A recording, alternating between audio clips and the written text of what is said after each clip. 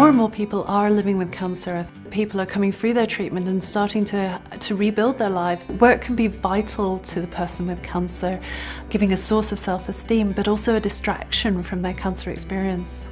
I was off work throughout my treatment for about 8 or 9 months in total. I was aware that I'd been away for many months, and I wanted to be a useful resource again.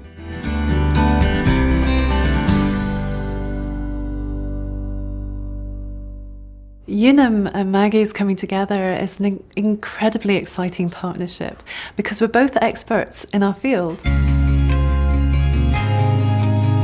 For 40 years, Unum's been in the business of helping people who have a long-term illness, whether that's cancer, whether that's heart disease, to help them back into work when they're ready.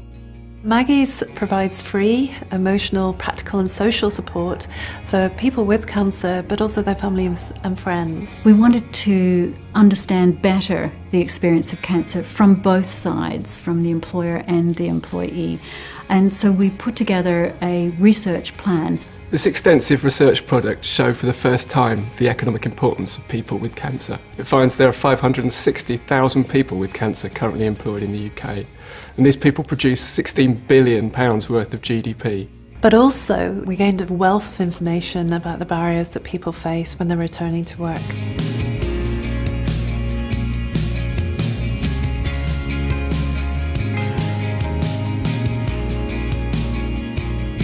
The employer often struggles to understand, so how can I help this employee back to work? What is it that I should be doing that would make this work? It was uncharted territory for me, and actually I think pretty much uncharted territory for my company as well, so there were no precedents set. I was actually quite glad to go back to work to give me interaction with friends and with colleagues, and I have been surprised since I went back by how good it feels to be able to actually achieve something. Work was a badge of health, and I would measure my health against my ability to work, I suppose. I would advise anybody to pace themselves more effectively than I did. I